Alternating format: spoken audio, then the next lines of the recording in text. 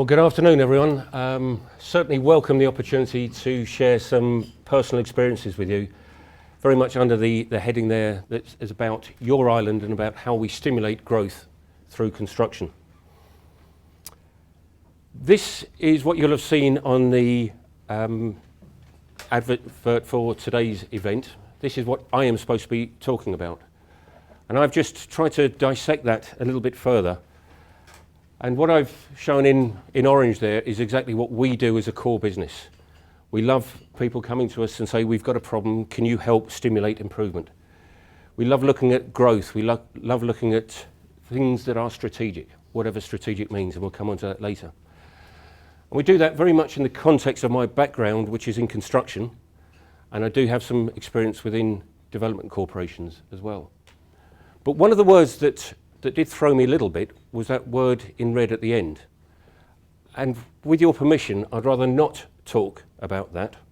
What I'd rather talk about is that, for reasons that I hope will become clear during the course of the next 15 or 20 minutes or so.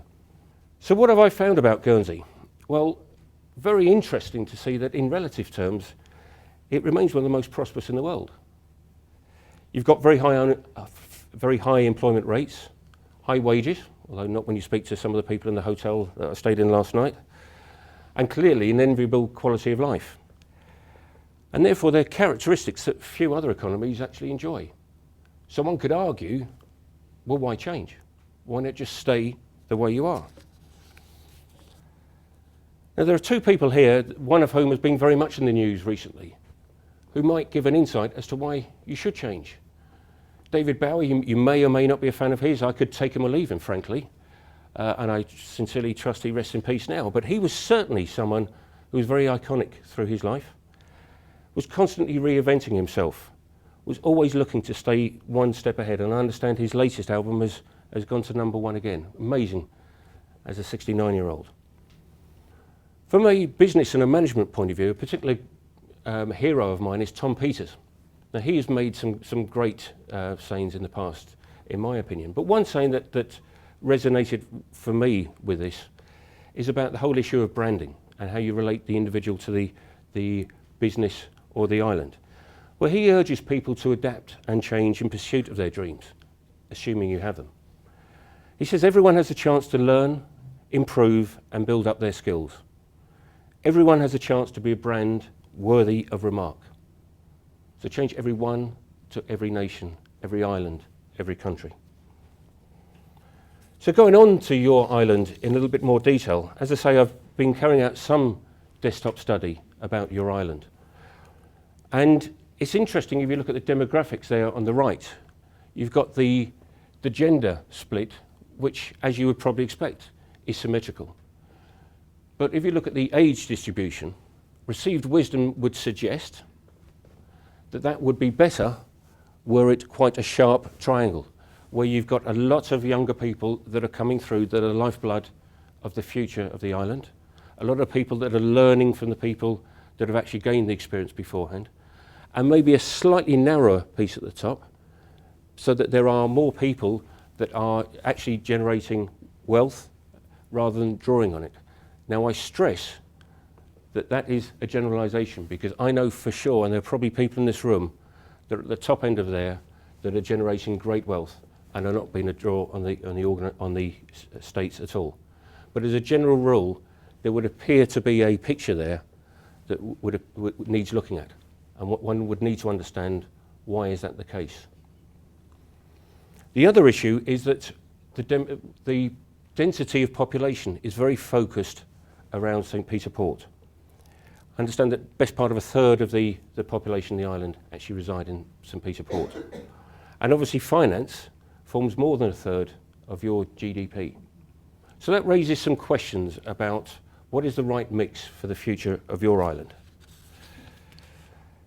Now I'm trying to answer some questions. I did find your state strategic plan and ran through that with some interest. I see that it's due to run out in 2017, so I'm not sure whether there are people in the room that are busily working on the next incarnation of that. But an interesting framework within that as to how you are moving your island forward. And there are a number of other interesting studies that I've also made reference to there. The Strategic Land Use Plan, the Draft Island Development Plan, very interesting report by Oxford Economics, and the Economic Development Framework. Now, in looking at all of those documents, I get a good insight to the island. But if I'm brutally honest, from an outsider coming in, I'm not totally clear what the strategic vision is for the island. I'm sure it's there, and there are a number of constituent parts that lead towards that. But to my mind, it doesn't actually smack me. And therefore, it leaves one guessing as to what it really is. And I wonder whether it's right to leave people guessing. What it does do, however, which is something that's extremely powerful, and as you'll see in a few slides later, resonate with a particular slide that we use within our business and within construction. And that's about the focus not just on the outputs, but also on the outcomes. Recognising that this isn't just a business, this is an island that people live, learn, work, reside, socialise. It's also a place of culture, of heritage, has a chance to actually influence the way people respect the environment around them. Now, construction, if we go on to my specialist subject, what actually is construction? To a certain extent, if I analyse my early years, construction was a necessary evil. It was something you had to do. If it wasn't for the weather, we probably wouldn't need buildings. We wouldn't need to keep people dry and warm. If we didn't need to get people around, we wouldn't need roads and airports and stations and the like. It was just something you had to have. It's a shame, but we have to have it. Also, construction, well, we'll just call it in. When we need it, we'll call it in. It's a nice to have. Don't worry about construction. Whenever you need it, we'll just flick a finger and we'll call it across. But also as construction, we sometimes got caught up in our own self-importance. We actually started to think it was the construction itself that mattered. It was the building that mattered. We then go on and do another building. We don't care, or we didn't appear to care, about how people use the building afterwards. And therefore, during my career, I've actually moved more to the right side of that slide, where actually, and I'll give you some examples, construction has truly been a force for good. Not just for me, but for people around me. I think in any nation, construction is essential. And therefore, you need to think about the sort of construction you want and treat it with respect, whatever it is, what constitutes construction. And construction absolutely is not an end in itself. It's a means to an end, but an extremely powerful means to that end. And the key issue for me is, like most things in life, you'll get the best from construction if you know what you want and why you want it. And always compare that with where you are now. Because construction isn't always the right answer. But it's important that you understand what it is and what it can do for you. And I'd just like to share some examples from my career of where I think a lot of positive has come. In the top left there, you can see Paddington Station. Now, in the up to the mid-late 90s, Paddington Station was a place that you went to and you got on your train quickly and you got the hell out of there. It was not a nice place. It was dirty. It was a place that people really didn't dwell. If you dwelt, you were there for the wrong reasons. The client was very keen to actually transform that. The client was Railtrack in those days. It had recently gone through privatisation from British Rail, and they wanted to transform the whole travelling experience for the public. They also wanted to replicate the airport model, where there is a lot of dwell time and people spend a lot of money, so that some of the most expensive real estate has been airports in the past. So they wanted to make it much more of an experience and a destination. It also linked with the launch of Heathrow Express, which was a 15-minute journey from London out to Heathrow, with the idea that you drop your bags in Paddington and you pick them up in Guernsey or New York or Amsterdam. Now, the importance of that project, and it was probably a seminal moment for me. I was the director in charge of Taylor Woodrow in pursuing that particular job.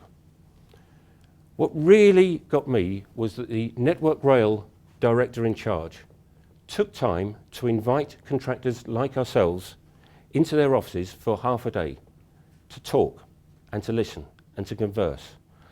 And that person explained why this transformation was important to the nation, why it was important to Railtrack, but most importantly, why it was important to him. Now, when I came away from that meeting, that was a person that I would do anything for within law. Because this was a man who had a vision and who had real passion and really articulated that in a way that engaged with you. Now, we were fortunate enough to win that commission, but we won that commission not on price, but because we empathised with what they wanted and we responded accordingly. Because there is no way, with the introduction to that scheme I had, that we were not going to employ the best people in our team, that we were not going to employ the best designers and the best subcontractors and the best suppliers. And there was no way that we were going to take our eye off the ball when we'd got halfway through, or 75% of the way through, or 80% of the way through. We delivered that as a tremendous success for everyone involved. We all gained something from it, purely because that man bothered to share his personal passion and the personal importance he placed on that scheme, and then convey that to others. We were pursuing an urban redevelopment commission. This is many, many years ago now. And one of the questions for us was, well, that's all very well, but how are you going to improve tooth decay? Hold on, we're builders. That's not our job, is it? Would be an initial reaction. But a deeper reaction would be, well, what is the purpose of that urban redevelopment? How do you provide the necessary healthcare provision? How do you provide an environment that encourages people to think differently about themselves? How do you provide an environment that encourages people to start thinking about their own health and welfare, and have provision that in the unlikely event they need it, they can access it readily and easily, rather than just provide a development and let the community worry about it thereafter? On a similar vein, we pursued an education complex, a tertiary education complex. And one of the questions there was, and how are you going to prevent school bullying? Well, again, we're construction. That's your job, isn't it? Well, no, it's not. Once again, how can we create an environment that actually enhances the learning experience? It doesn't promote people to abuse and graffiti and not respect their environment. How can we make an environment that people feel proud to come into it? How can we create that learning environment that people actually come there to think about themselves in a different way? Think of the colour scheme. Think about the removal of sharp edges, and also remove any nooks and crannies that might give any bullies the opportunity to do that. So again, it's not about the hard construction side of it. That's necessary, but it's about thinking in it in a slightly different way. And the final example there is, not many of you will appreciate, but I helped solve Higgs boson. True. Now, when I left school, I didn't even know what that was. But through construction, you have the opportunity. We formed a joint venture with a French partner. We constructed the tunnels in Geneva that enabled the Large Hadron Collider to be built within, and everything knows what's happened thereafter. Now, on the one hand, Higgs boson construction got absolutely nothing to do with each other. But how could you have done what they've achieved over in CERN without the construction sector? I mentioned earlier that I sit on the Board of Management of Constructing Excellence. This is a very important slide for us about what constitutes value. People tend to look at construction and the design of construction in a very focused way and lose sight of what I mentioned earlier about the enabler that it can be for great things. And in comparative terms, and there's a lot of analysis and study that goes on, and you can have an argument about the true relationship. But there is no doubt that the outcomes, or the value of outcomes, far outweighs the input cost. And yet an awful lot of time is spent arguing and dissecting the cost of design and construction. Now, that's not for 1 minute to say that you shouldn't do that for economic viability, but make sure you do that conscious of the end game. What are the outcomes that you can gain from that? And as you can see, the return on capital is quite immense. I think another important point from a purely economic point of view, a very powerful message was made there in this document that was produced for the UK Contractors Group, which was starting to put some hard metrics that said, and I think it's got to be flawed, because how can it be accurately £2.84? So don't beat me up or them up on that. But the principle is about right, that for every pound you spent, there is some economic impact worth £3. So that's not to say, therefore, just blindly spend on construction. But if you spend construction wisely, you get a wise return on that as well. But it's not just me saying that. This is always something that I quite like, because as you all know, Churchill was very vocal during the war.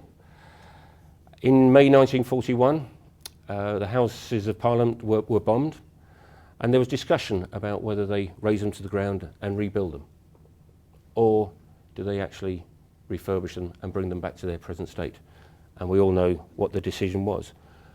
But what's important to me here is that it gives an insight to the relationship between the built environment and human behaviour. It's not just the building itself. It can actually bring out the emotion in people. And that's what I think is great about this industry when we get it right. There are a couple of academic pieces that I wanted to just put up there, just to pick out a particular point. That sense of identity is sometimes forgotten. One of the first questions I asked of Martin when I landed here and I had a walk around, I said, what is the iconic image of the island? And I couldn't find it. Now, so what, maybe? But I just wonder, when people talk about Guernsey around the world, what is the identity of Guernsey? Doesn't matter that it's not a building, but what is it if it's not something like that? I think this is the slide that I referenced earlier that refers back to the States Plan. And this is talking about the inputs of construction, the various inputs of construction, but recognising the outputs. Resonates very much with your outputs and outcomes slide earlier. Where I do take issue slightly with this is there is a presumption that if you do all of that, you get that out. But of course, what actually matters is the quality of what you put in there. And therefore, there needs to be a discerning customer, client side to this and discerning input. Otherwise, how can you ensure that you're getting the right value at the end? Another hero of mine is this man. And I think this is really, really important to me for the future of any entity. He had an overall vision. It wasn't just incremental. He had an overall vision in the beginning of the 60s. Now, what really gets me with this is one can argue till the cows come home about the economic benefits of getting a man to the moon and back safely. But I don't think anyone could argue about the impact it had in galvanising and inspiring a whole generation and generations thereafter. And that's what good visioning can really do. So what is the vision for the island? And is a development corporation necessary? Well, as we all know, development corporations are non-profit organisations. Their mission is usually to promote economic development within a specific geographic area. So is the geographic area the island, or is it part of the island? And they work at their best when there is a combination of public and private sectors. And what's interesting about the attributes of your island is that, for the large part, it's not developed on. Now, that's a good and a bad. That suddenly could be a threat. Suddenly, developers are just going to come over here and concrete over everything, if you let them. But if you're saying, well, let's just question it. Is it a strong opportunity for development? Will it enable a higher return for certain sectors, whatever they may be, probably linked with financial, but whatever else? But only as long as there is harmony, only as long as there is strength within the island to say it's not just about the economics. It's also about the social. It's also about the economic. And they don't have to be mutually exclusive, as I'll go on to explain from my experience. London in the late 1970s was starting to have a look at itself. It recognised that the world was changing. It was a global powerhouse from a financial point of view, but could it stay that way? The city in that time was pretty undeveloped from an emerging financial technology perspective. It was constrained in space. That space that it had wasn't fit for use for the future. It coincided with the death of the Docklands, just to the east of that.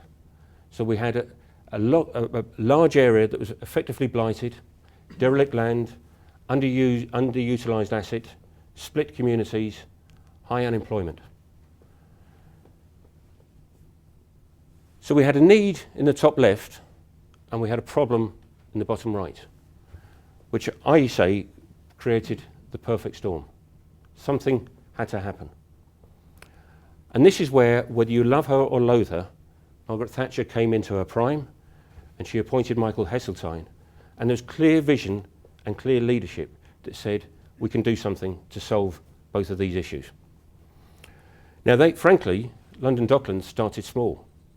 They didn't think they could get away with it. They therefore has had to been a lot of incremental add-ons thereafter. The transport wasn't right at the outset, but they've certainly added that on.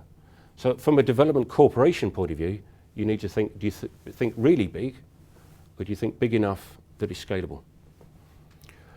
One important aspect, and I was down there in 1981, and I spent 5 or 6 years down there. I was based in Wapping. A lot of people there felt uneasy about what was happening around them. Now, there was an attempt at community involvement, but it started off being an attempt in my mind. But that started gathering pace, and people who were actually anti this made themselves very vocal, but got involved. And one example in particular was the introduction of City Airport, where people said, no way, the noise, the pollution and everything, it cannot happen. They actually agreed that they would do some trial flights in. The people that were anti it stood around the dock gates to say, right, all our placards will prove to you this cannot happen. The jets flew in, they didn't hear them. And they said, well, actually, maybe this isn't so bad. Maybe this isn't a blight on our community now. Maybe this is creating opportunity for employment for us. And as a consequence, there was a minor win there that started to get some more engagement thereafter. To the point that we now have what you see there in Canary Wharf.